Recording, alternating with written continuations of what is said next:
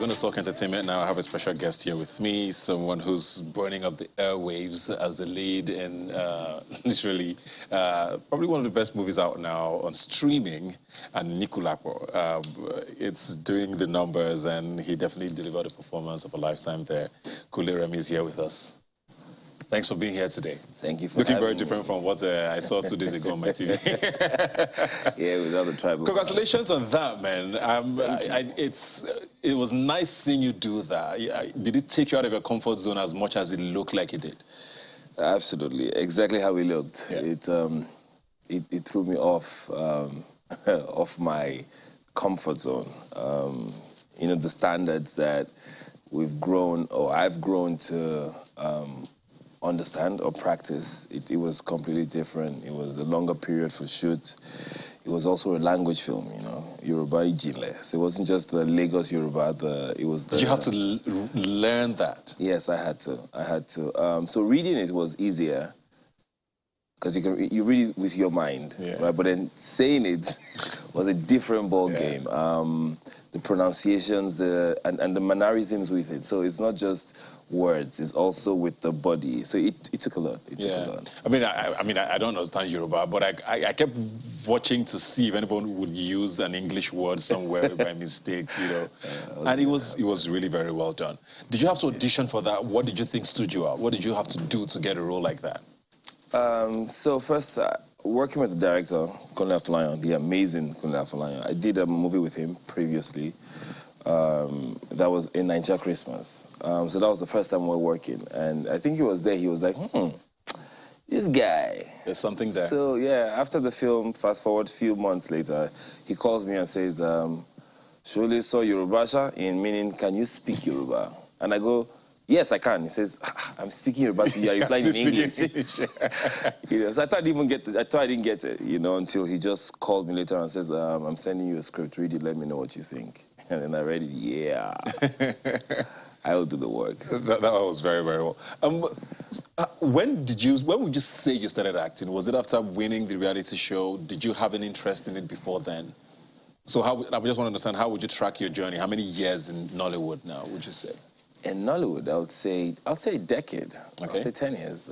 So before I won the Gold Ultimate Search, the reality show, I was trying to get into it. So I was doing more modeling, commercial modeling, and then also I was going for auditions for film. But I never really got a role, and I wasn't bothered because I wasn't so confident.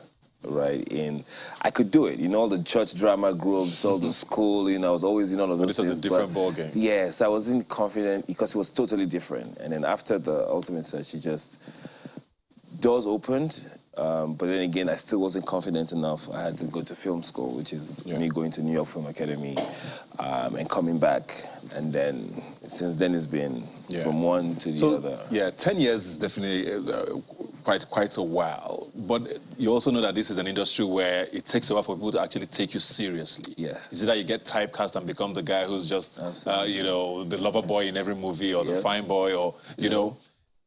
Is there moments where you probably felt like, okay, maybe this is it? Was it a Nikulapo that made you feel like, okay, finally, I'm being seen as an actor? Or was it before this? Okay, it was before this. Before Nikulapo.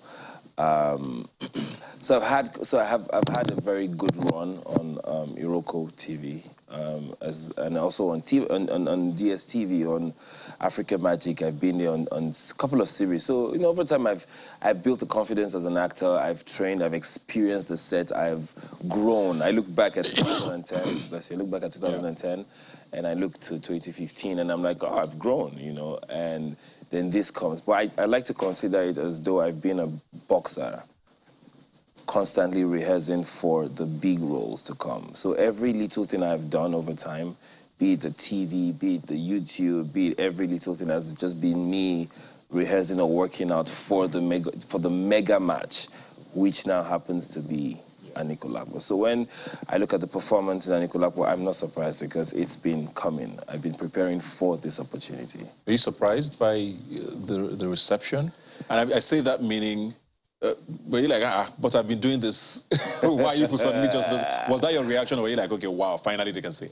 I was like, wow, finally Okay. they can see. Yeah. So it wasn't more of, I've been doing this. It was more of, they can see. And also the fact that it's a language film, and the reception is global and across board. It makes me feel like, oh, okay, oh yeah, I've been seeing, and I'm being seen on a big scale. So yeah, the work is paying off. Absolutely. I mean, Nollywood is going through quite a moment now, especially with what streaming is doing. You know, we're suddenly seeing doors open in ways that we necessarily didn't think about it maybe 5 or 4 years ago even, you know. So it's very exciting times. When you look at where the industry is now, are you excited? There are people who I talk to and they are mostly cautious, actually, like, when it looks like things are about to be so great, you know, you need to be very careful. You know, with things that have been signed, contracts being done, all of that. Where's your head at with where Nollywood is at the moment? Where Nollywood is, right now, my head is, I'm excited because I'm excited to be in Nollywood at this very time. You know, I'm glad that the veterans, Ramsey, they've paid the price. They've paid. You didn't have to do all the hard work. Exactly. So we are not in a place where we have to make either the same mistakes they made or go through the process they went through, because they've set that pace. So for me being here now, it's exciting.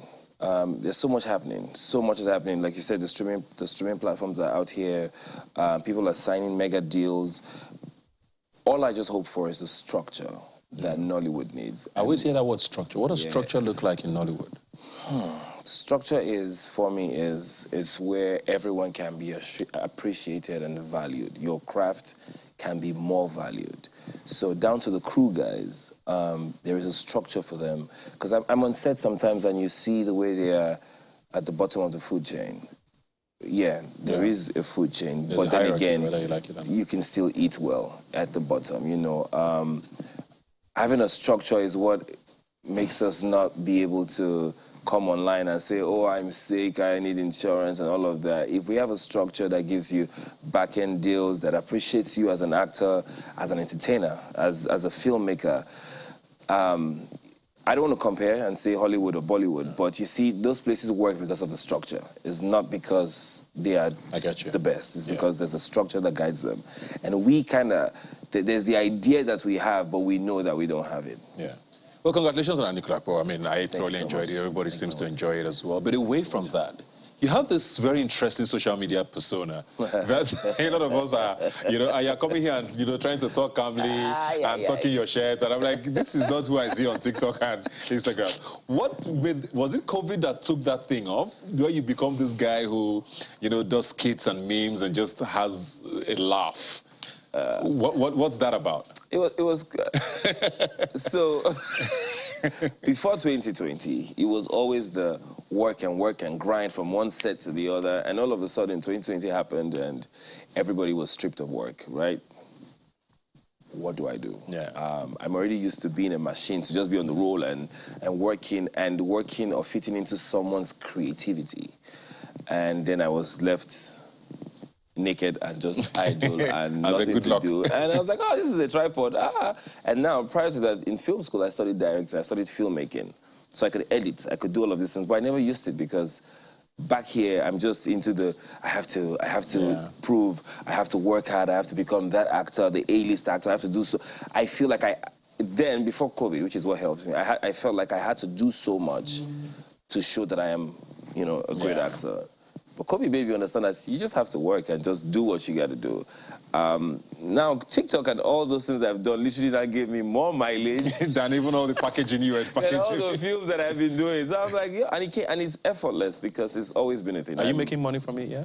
Absolutely. Absolutely, yeah. Is that more the motivation now than fun? Because it was fun during COVID. That's the funniest thing. So now, in a while, I haven't done a TikTok in a while. I haven't done anything because, you know, like Anikulapo has come, I have other major projects that I'm involved in that's taking my time. But again, because I had that moment of not doing anything, I could create. So now I crave shutting down to be in a creative space. Yeah. Yeah, because that literally helped me. And it also helped me think, and there's something like you being able to just create and see, and oh, you like this, oh, okay. Let's see how this goes. Yeah. And I want to do more and more and more. Yeah. I know a lot of you like to be modest or sometimes lie about this, but how important are awards to you? Awards. Awards. Awards. You already said something. You said a lot of people like to be modest. Awards. They're important. They make you feel appreciated. But are you starting to hear conversations about that already? Yeah, I'm hearing all of that. What are you thinking? I'm hearing a lot about that. But then again, I wasn't thinking in that direction while I was on set or while I was doing the work. All I was thinking about is doing something that you would never forget. So I can brag to you that you will never forget Saro. You would never in your life forget Saro. And I think that's the greatest award I can give myself or give to the world in the sense that... I'm on MVC, would be nice. I mean, absolutely. I'm not running me a Saro.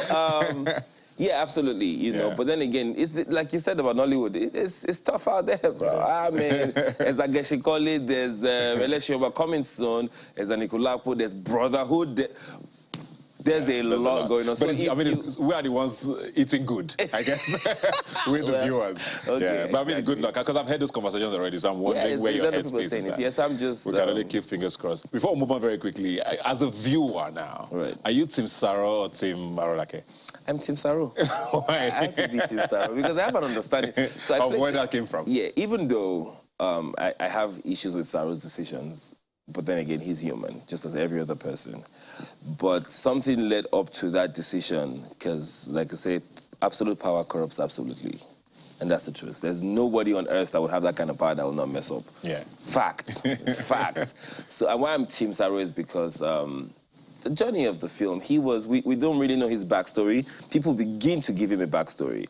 But he was a hustler.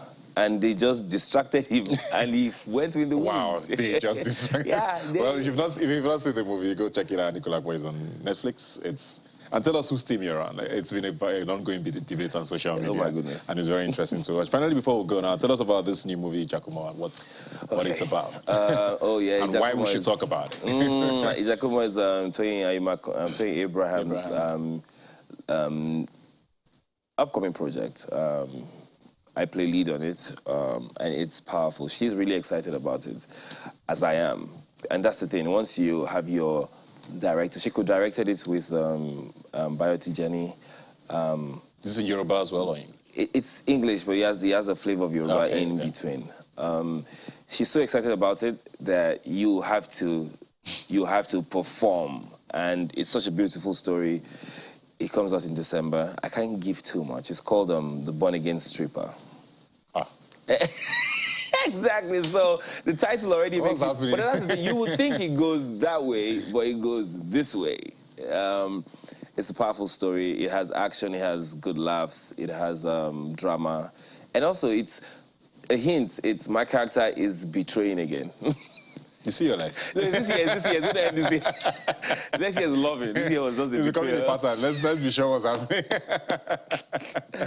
Well, we're looking forward to that. You said December? Yes, December, 23rd in cinemas. Definitely, if you're a Kunle Remi fan, if you're a Tony Abraham fan, if you enjoyed Anikulapo, I'm sure you want to see him perform again. Absolutely. Go and check it out in December. Thanks a lot, Kunle Remi, for being here today. All the best. And do give away. When all of this is done, we're waiting. Yeah, I'm waiting for the transfer for the giveaway. I'm waiting for it. Well, thanks for joining us. Like I always say, you can follow the conversation on social media. Please use the hashtag Rubbin Minds when you send us a message. I'll see you next Sunday.